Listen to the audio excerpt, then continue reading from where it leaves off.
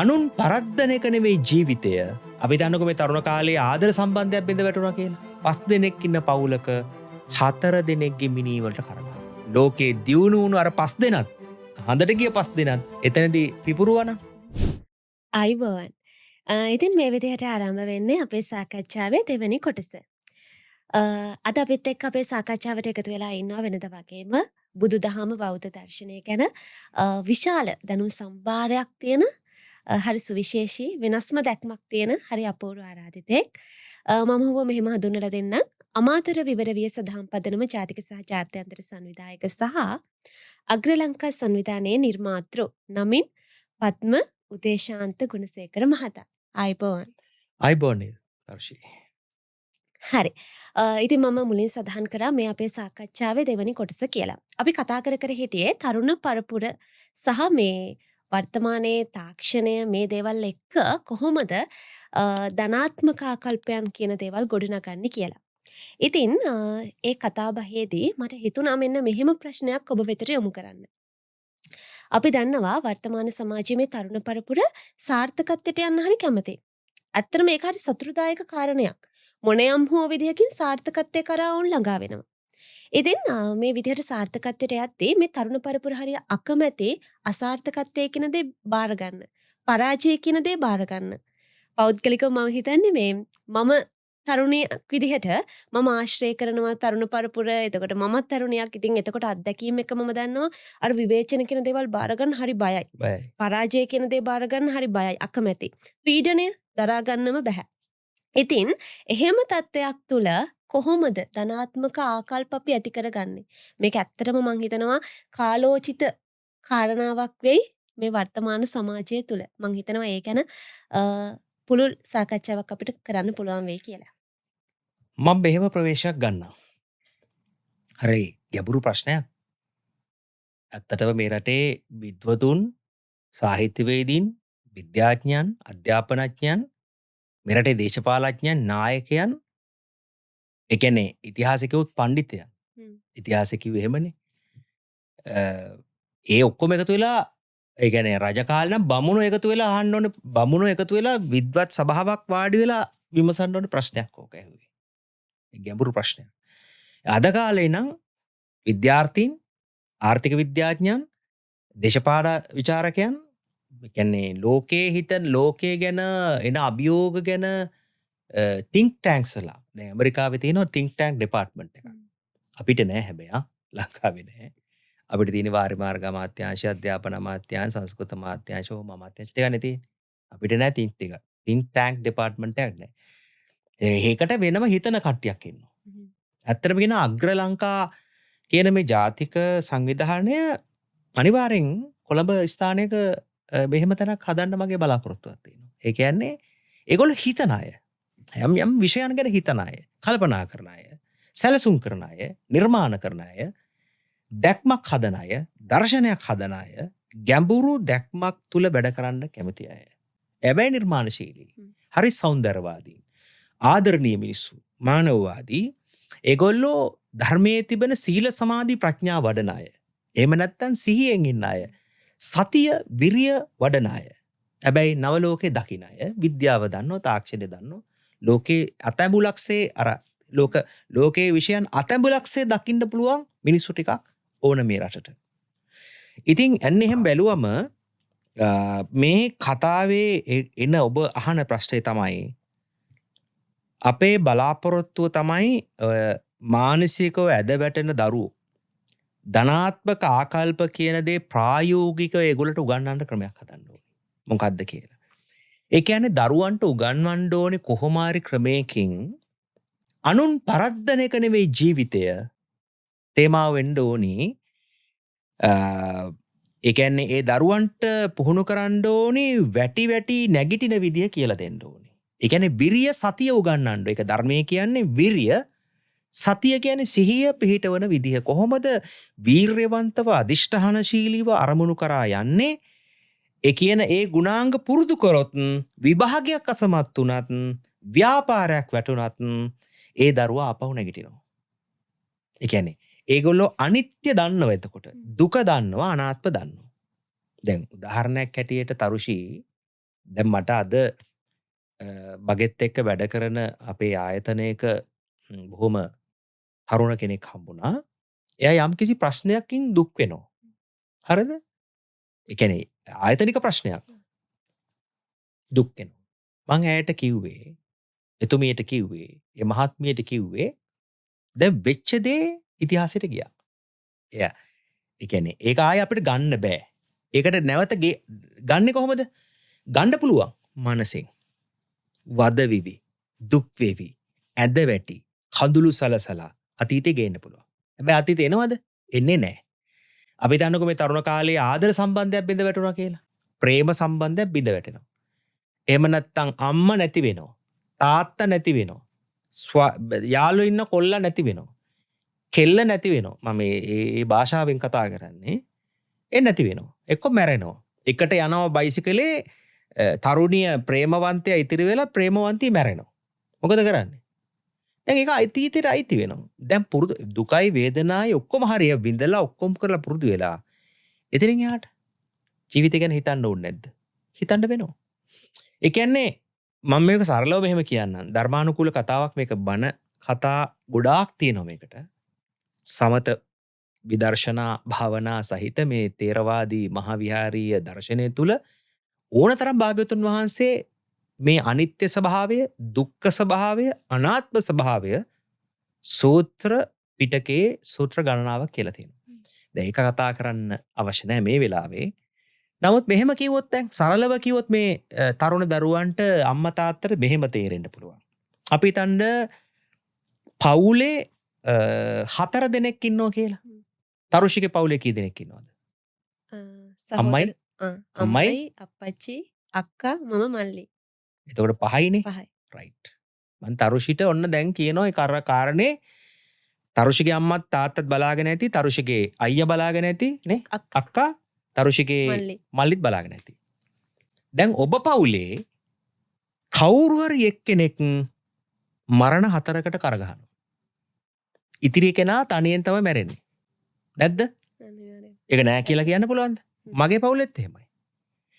මම මගේ බිරිඳට කියලා තියෙනෙත්, මගේ දරුවන්ට කියලා තියෙනෙත්, මා ඇසුරු කරන හැම කෙනාටම කියලා තියෙන්නේ 5 දෙනෙක් හිටියොත් කවුරු හරි කෙනෙක්, එයා අම්මා වෙන්න පුළුවන්, තාත්තා වෙන්න පුළුවන්, අයියා වෙන්න පුළුවන්, අක්කා වෙන්න පුළුවන්, නංගි වෙන්න, බාලයා වෙන්න පුළුවන්. කවුද මැරෙන්නේ කියලා අපි දන්නේ නැහැ. හැබැයි අනිවාර්යෙන් එක්කෙනෙක් සිද්ධ වෙනවා 5 දෙනෙක් ඉන්න පවුලක 4 දෙනෙක්ගේ මිනී වලට කරගන්න. ඒක දැනගෙන ජීවත් වෙනවා. අන්න ඒක තමයි සිහිය කියලා කියන්නේ. ඒක හරියට දැනගන්න ඕනේ.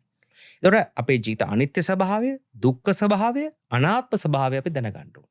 දැන් මේක පුරුදු කරන්න කොහොමද දරුවන්ට? දැන් මේ දරුවන්ට ඒක පුරුදු කරන ක්‍රමයක් අපේ පෙර පාසල් අධ්‍යාපනයේ, පාසල් අධ්‍යාපනයේ, උදෑසන භාවනාවක්, දරුවන්ට මෙඩිටේෂන් පැත්තක්, එක්කෝ යෝග ක්‍රමයකින් හරි, එක්කෝ භාවනා ක්‍රමයක් උදෑසනේ හරි, මේ සිහිය දියුණු කරන ක්‍රමයක් අපේ අධ්‍යාපනයේ තියෙනවද? නැහැ. අපේ පෙර පාසල් අධ්‍යාපනයේ තියෙනවද? නැහැ.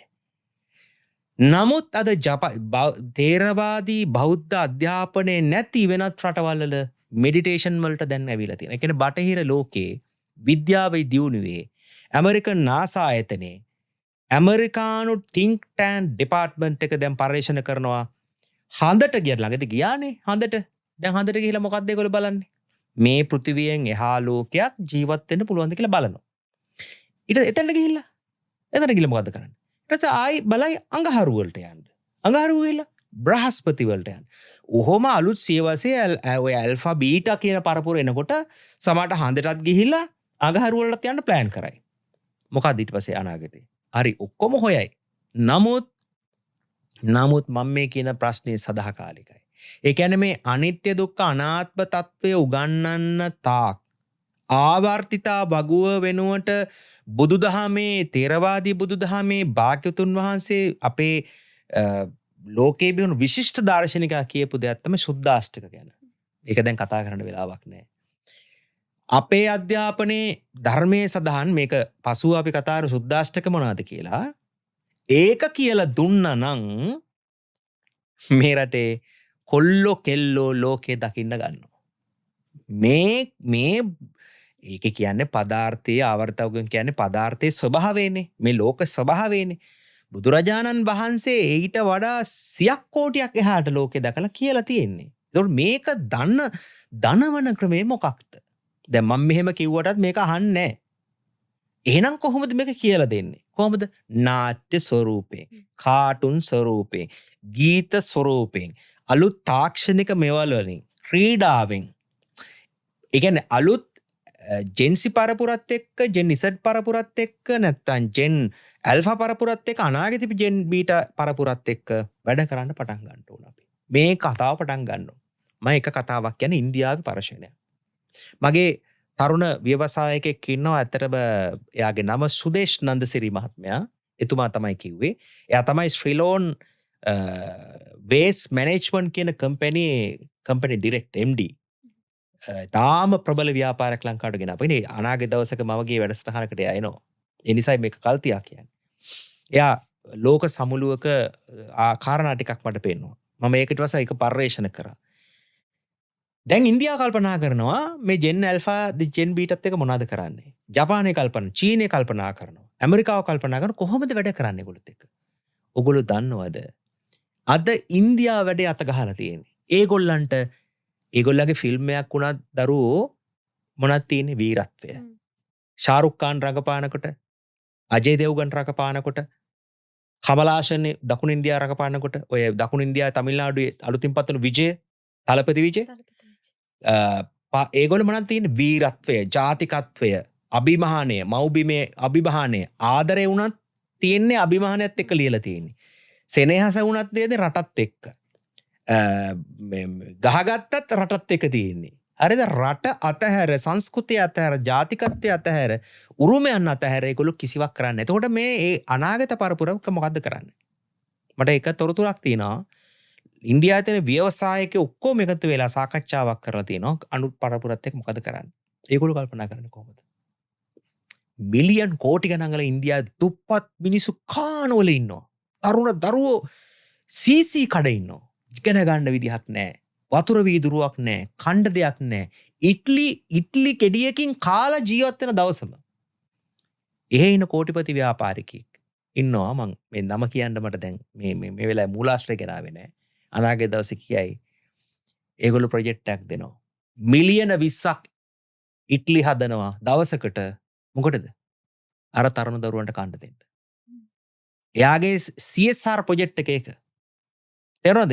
එතකොට හිතා ගන්න එයා මොනතරම් බිලියන කෙනෙක්ද කියලා. එයාගේ ප්ලෑන් එක මොකක්ද? එයාගේ ප්ලෑන් එක ඒ දුප්පත් මුඩුක්කු වාසි ඉගෙන ගන්න බැරුව මේ ජෙන් ඉසඩ් පරපුරේ, මේ ජෙන් ඇල්ෆා පරපුරේ ඉන්න දුක් විඳින කොල්ලෝ කෙල්ලෝ අනාගතේ වෛද්‍යවරු කරන්න, අනාගතේ ඉංජිනේරුවෝ කරන්න, අනාගතේ ව්‍යවසායකෝ කරන්න, අනාගත කර්මාන්තකරුවෝ කරන්න ඒගොල්ලෝ වැඩේට දැන් බහැලා. ඒගොල්ලෝ කණ්ඩ දෙනවා නිකන්. ඒ විතරක් නෙමෙයි ඒගොල්ලෝගේ ප්ලෑන් එකක් තියෙනවා. ඒ දරුවා අසනීප වුණොත් ඉන්දියාවේ ඕනම් පෞද්ගලික රෝහලක නොමිලේ බෙහෙත් කරනවා. ඒ විතරක් නෙවෙයි ඒගොල්ලෝ අලුත් වැඩේ තමයි ඒගොල්ලෝ රෝහලෙන් යනකොට ඒගොල්ලෝගේ ඉන්දියාවේ වටිනා ශාකයක් දෙනවා ඒ දරුවට. උඹ ගිහිල්ලා මේක පැල කරලා උඹත් එක්ක මේ ගහලුක කරපන් කියන. තේරුණාද? අපි මොනවද කරලා තියෙන්නේ ලංකාවේ? අපි මේ දරුවොත් එක්ක මොනවද කරලා තියෙන්නේ? මේ දරුවොත් එක්ක අපි වැඩ කරන්න ඕනේ නැද්ද? මේගොල්ලෝ පැත්තකට දාන්න ඕනේද? මේගොල්ලෝ අයින් කරන්න ඕනේද? මේගොල්ලෝ විනාශ කරන්න ඕනේද? එහෙමද වෙන්න ඕනේ නෑ. මේ දරුවෝ තව බිහි වෙනවා. අලුත් සියවසේ දරුවෝ බිහි වෙනවා. එහෙනම් වෙන්න ඕනේ ඒ අයට මේ සංස්කෘතිය වටිනාකම කියවන්න ඕනේ. ඒතකොට අර ගහ පැලේ හිටවර කෙනා මහ පොළොවේ ගිහලා හිටවද්දී ඉන්දියානු භගවත් ගීතාව දන්නවා යාලා. ඉන්දියානු ජාතිකත්වය දන්නවා. ඉන්දියන් කොඩියට ගෞරව කරන්න ඕනේ කියලා දන්නවා. ඉන්දියානු සංස්කෘතියට ගරු කරන්න ඕනේ කියලා දන්නවා. ඉන්දියානු අභිමානය දන්නවා. ලංකාදීපය ධර්මද්වීපයක්, විජය භූමියක්, මහා පුණ්‍ය දිවයිනක් කියලා අපි කියනවා නම් අපේ දරුවන්ට ඒක කවන්න ඕනේ නැද්ද තරුෂි? කවන්න නම් මොකද්ද කරන්න ඕනේ? මේ පරම්පරාවත් එක්ක වැඩ කරන්න ඕනේ. ඉතින් මගේ අදහස අපි දැන් එකතු වෙන්න කාලේ තියෙන්නේ අපේ පරපුරට වෙනුවෙන් අපි වැඩ කරන්න. හරිම ලස්සන, හරිම වටින සාරගර්භ කතා බහක යෙදුනා. හරි, ඊළඟට මම ඔබගෙන් අහන්න කැමති ශ්‍රී ලංකාව කියලා කියද්දී අපිට මතක් වෙනවා අපි මේ ලෝකයෙන් හැමදේම ඉල්ලන જાතියක් බවට පත් වෙලා. හැබැයි අපි මම විශ්වාස කරනවා අපි එහෙම ලෝකෙන් ඉල්ලන්න ඕනේ නැහැ. ඉල්ලන්න ඕනේ නැහැ. අපිට හොඳ සංස්කෘතියක් තියෙනවා, අපිට හොඳ අනන්‍යතාවයක් තියෙනවා, අපිට හොඳ ගෞරවයක් තියෙනවා. ඉතින් කොහොමද හැමදේම ලෝකයෙන් ඉල්ලන જાතියක් බවට පත්වෙච්ච අපි අපේ සංස්කෘතියෙන් අපේ ලංකාවෙන් ලෝකයට මොකක්ද අපි දෙන්නේ? අපිට මොනවාද පුළුවන් ලෝකයට අපේ සංස්කෘතියෙන් ලබා දෙන්න? ලොකු ප්‍රශ්නයක් අහන්නේ. ඒකත් ලොකු දීර්ඝ උත්තරයක් තියෙනවා. මම කෙටියෙන් කිව්වොත් එහෙම අපේ ඓතිහාසික විකාශනයේ වසර 2500ක ලිඛිත ඉතිහාසයක් තියෙනවා අපේ මහාවංශ විතරක්ම ගත්තම.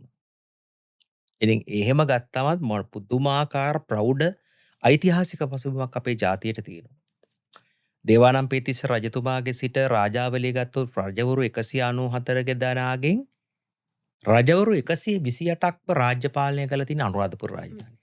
මම මේක මීට කලින් කියලා තියෙන වැඩසටහනකදී ඔබ හිතන්නේ ලෝකේ කොතන හරි තැනක තියනවද මේ අහගෙන ඉන්න අයගෙන් උතහන්නේ මුළු සමස්ත වංශ කතාවේ මානව වංශ කතාවේ කොතන හරි තැනක රාජාවලියක් ගැන හිතුවොත් ලෝකේ පාලකයෝ ගැන හිතුවොත් ඒ පාලකයෝ එකම තැනක අවුරුදු 100 ඒ කියන්නේ රජවරු නායකයන්ගෙන් රාජ්‍ය පාලනයේ ශ්‍රී වික්‍රම රාජසිංහ රජතුමා වෙනකොට 194ක්.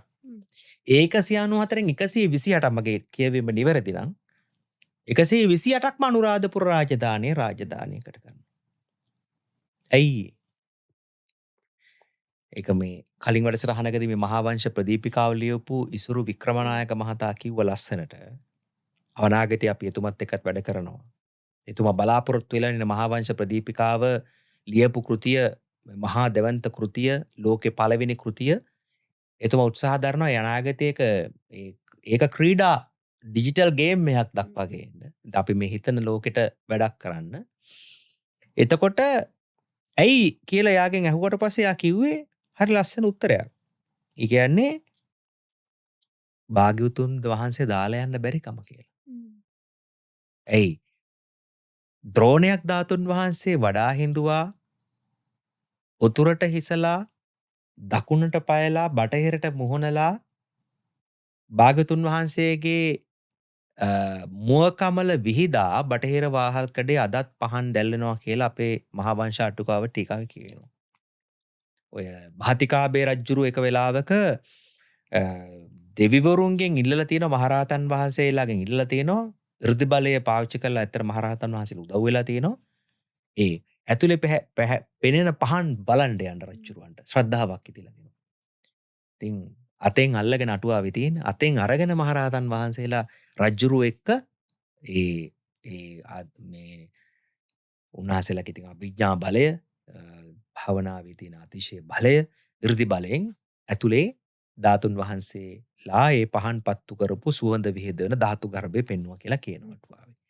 රජුරු ශ්‍රද්ධාවෙන් සුවඳ පැනින් නැහැවුවා කියලා කියනවා.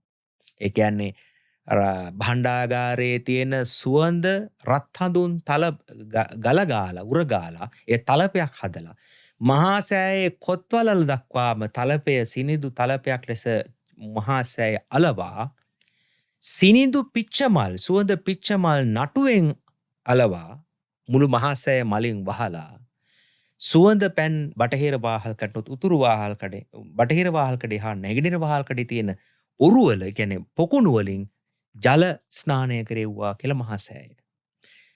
අඩක් පමණ ඒ වතුර සුවඳ පැන් මහා සෑය සලපතුළු වැහෙනකන් වතුරෙන් පිරෙව්වා කියලා කියනවා. කවුද? රජුරු. එහෙම රජවරු අපේ රටේ ඉඳලා තියෙනවා. දැන් එතකොට මේ දරුවන්ට කියලා දෙන්න ඕනේ නැද්ද? මූලාශ්‍රමය වශයෙන් ශිලාලේඛන වශයෙන් පුරාවිද්‍යාත්මක වශයෙන් අපේ ශිලාලේඛනයෙන් තොරතුරු ආශ්‍රිතව මෙවන් වීර ඉතිහාසයක් අපිට තිබුණා කියලා. මෙවන් නායකයෝ හිටියා කියලා. ඇයි අපිට එහෙම නායකයෝ වෙන්න බැරි කියලා හිතෙන්නේ? එහෙම කියලා දුන්නොත් නෙවෙයි නේද? එහෙම නේද? දැන් අපි අනාගතයේ නායකයෝ ගැන කියනවා. දැන් ඉන්න අය කියනවා. භෞතික විද්‍යාව අනුව කාල් මාක්ස් ගැන කියනවා. ඩයලෙක්ටික භෞතිකවාදය කියන්නේ ලෝකේ භෞතිකවාදය පිළිබඳ උගන්වන දාර්ශනික. මග. ඒකේ Karl Marx, Frederick Engels, Lenin ගැන කියලා දෙනවා. ඒක අපේ විශ්වවිද්‍යාලෙත් කියලා දෙනවා.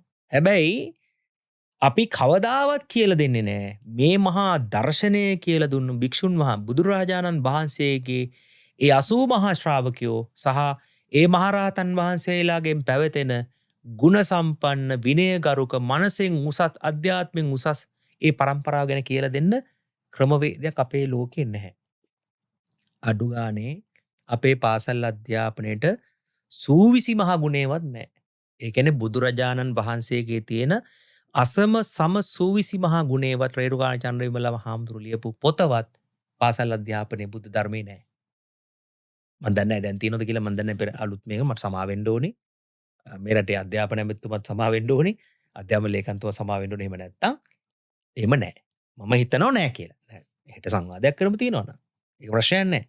ඒ ඕනක නායකයෙක් එක්ක සංවාද කරන්න බලන්න තමයි මම කියන්නේ. තරහකට මරහකට ගැටුමකට නෙවෙයි සත්‍ය කතා කරන්නේ.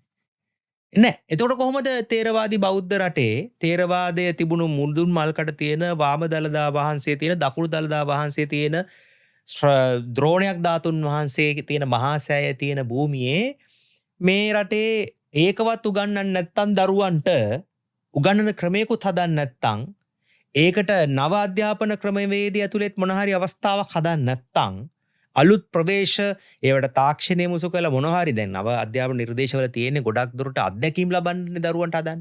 ප්‍රායෝගිකවත් නෙමෙයි. කියවන ලියන පුරුද්දට වෙනකොට නිකන් ප්‍රැක්ටිකල් අධ්‍යාපනෙන්නේ. ඒතර ප්‍රැක්ටිකල් අධ්‍යාපනයෙන් හරි මේ ගුණාත්මක මහා ඓතිහාසික ප්‍රකාශන කියවන්න ක්‍රමයක් හදන්න බැරිද? පුළුවන්. දැන් පුරාවිද්‍යාව ඉගෙන ගන්නකොට ඉතිහාසය ඉගෙන ගන්නකොට අපේ දරුවෝ විශ්වවිද්‍යාලේ ඒව හොයාගෙන යනවා. පුරාවිද්‍යාව හොය බෑ විශ්වවිද්‍යාල පන්ති කාමරේ නේ. ශිලාලේඛන කියවන්න ඕනේ. පුස්කොළ පොත් කියවන්න ඕනේ. අපේ වෙද පොත් කියවන්න ඕනේ. අපේ වෙද පොත් තියෙනවා ඉතිහාසයේ අපේ බුද්ධදාස රජතුමාගේ නිල්ගල ඔසු වනයත් එක්ක බැඳෙන ඉතිහාසය කිව්වොත් අපේ වෙද පරපුරට වෙද පොත් තිබෙනවා. අපේ ඉන්දියාවේ නාඩි භාග ශාස්ත්‍රය ගත්තොත් එහෙම ඕනම කෙනෙක්ගේ නාඩි කියවලා පුද්ගලයාගේ ලක්ෂණ කියන්න පුළුවන් මහා දැවැන්ත ශාස්ත්‍රයක් තියෙනවා. හැබැයි ඉංග්‍රීසි අධිරාජ්‍යවාදී සමයේදී මේ ශාස්ත්‍රය පැහැරගත්තා කියලා කියන්නේ ඉන්දියාවේ.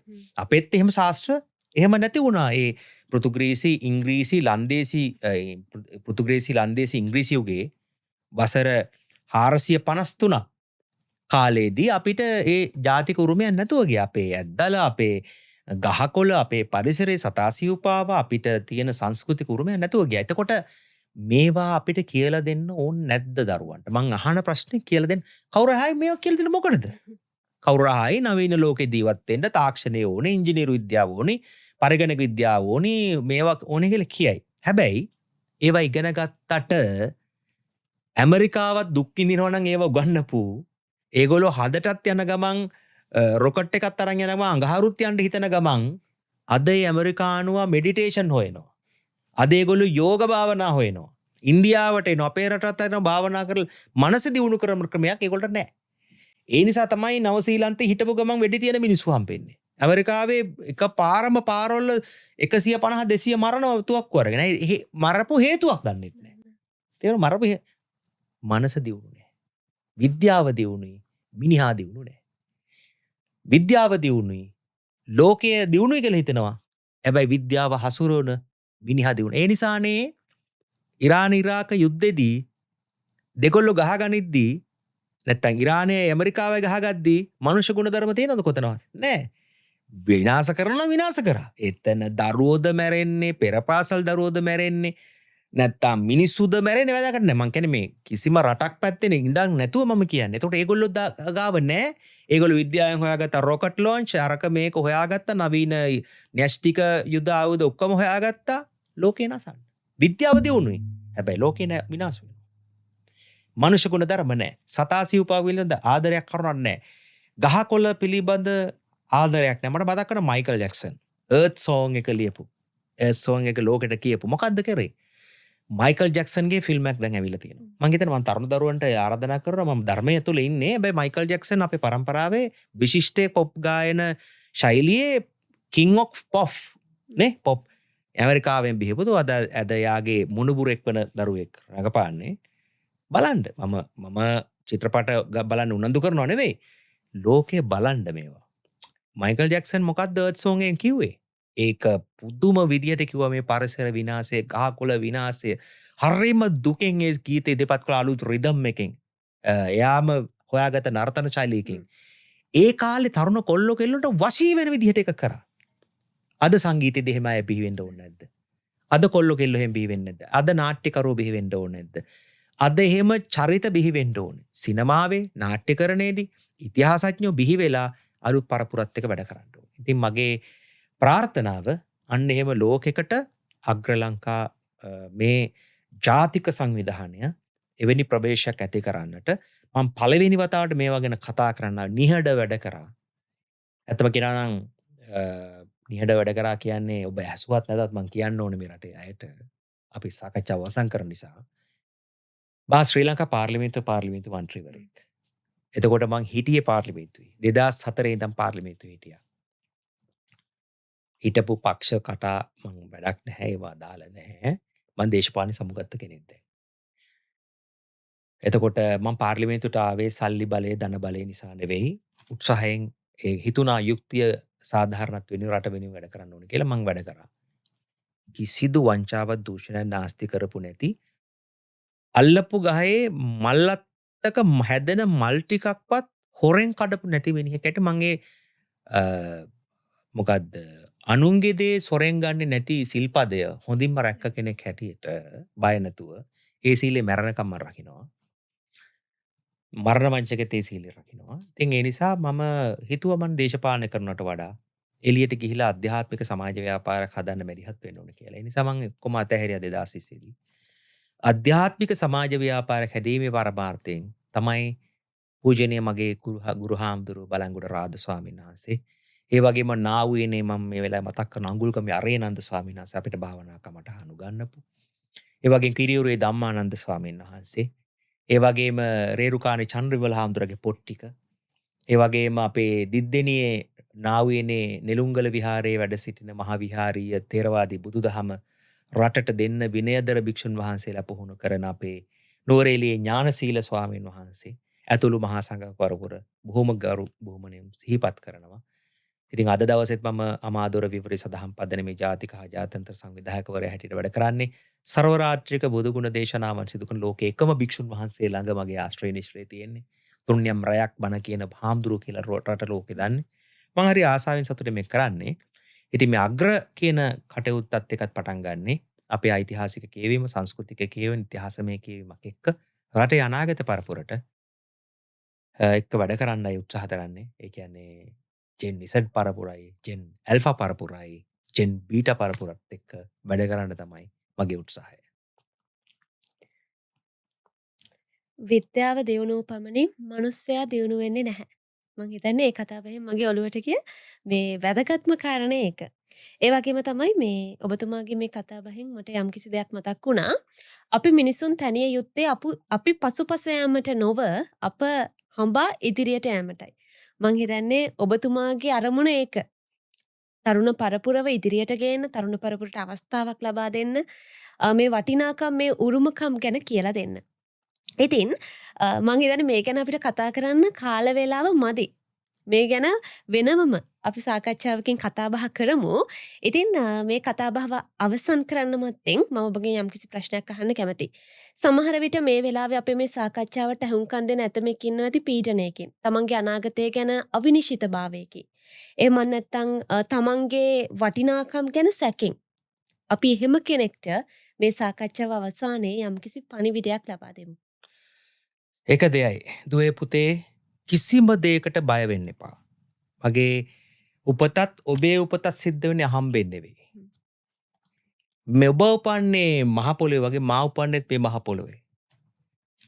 ජෙන් ඉසඩ් පරපුර උපන්නේත් මේ මලංකාදීපේ ධර්මද්වීපේ විජය භූමියේ ඉන්දියන් සාගරයේ මුතුවැටේ මේ පූජනීය පුණ්‍ය භූමියේ ඉපදුනේ පොඩි රටක් වෙන්න පුළුවන් උදාර ජාතියක් බිහි කරපු රටක. ජෙන් ඇල්ෆා බිහි වුණෙත් එතනදී අනාගතයේ ජෙන් බීටා බිහි වෙන්නේ මේ පොළොවේ. ඒ නිසා අපිට අග්‍ර වැඩ කොටසක් තියෙන උතුම් වැඩ කොටසක් තියෙන දුවේ පුතේ. අපි ඔබට කියන්නේ මේ සංසාර ජීවිතේ අපි අහම්බයක් නෙවෙයි. අපි හම්බෙලා තියෙන බොහෝ කාලවලදී හම්බෙලා ඇති. ධර්මය දන්නවනම් ඔබ සංසාරය දන්නවා. සංසාර චක්‍රය දන්නවා. ධර්මය ඉගෙන ගන්න. විද්‍යාව ඉගෙන ගන්න ගමන් ධර්මය ඉගෙන ගන්න. ගණිතය ඉගෙන ගන්නවන් ධර්මය ඉගෙන ගන්න.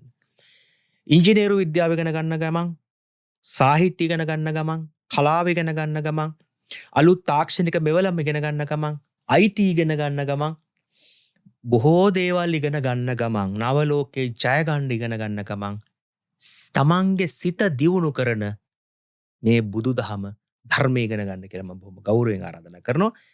ඒක අමාරු වෙන්න පුළුවන්, අසීරු වෙන්න පුළුවන්. හැබැයි ඔබ ලෝකේ තනි වෙන්නේ නැත්තේ අනාගතේ ඒක පෝෂණය කරු පමණයි. නැත්තම් ඩොනල්ඩ් ට්‍රම්ප්ටත් වෙලා තියෙන්නේ තනි වෙලා ඉන්නේ. ලෝකේ දියුණු වුණු අර 5 දෙනත් හඳට ගිය 5 දෙනත් මොකද වෙන්නේ? එතනදී පිපුරුවනම් ජීවිත අනිත්‍යයි. ඒ නිසා එතන ගිහිලා ජය ගන්න පුළුවන් දෙයක් නැහැ. ඒගොල්ලෝ ගිහිලා අනාගත ලෝකෙට දෙයක් ගෙනාවා. හැබැයි පිපුරුවනම් ඉවරයිනේ. ඒ නිසා කිසිවක් නිට්ටය නැහැ, අනිත්‍යයි. මේ ජීවිතේ දුකමයි, අනාත්මයි. ඒක බුදුදහමේ කියලා තියෙන දේ. මේක දුක නෙවෙයි කියලා කියනවා නම් අපි සංවාදය ආරම්භ කරමු අනාගතේට. මේක අනාත්ම නොවේනෝ නම් අපි අනාගතේ සාකච්ඡාව ආරම්භ කරමු. අපි ගමින් ගමට පටන් ගමු. රටවටේ යමු. ඔබ කැමති නම් මේ අග්‍ර සංවිධානයක එකතු වෙන්න පුළුවන්. අපි රට හදමු, ලෝකයක් හදමු, මානව දයාවත් පුරුදු කරමු, ආදරයත් කරමු, කරුණාවත් පතුරවමු.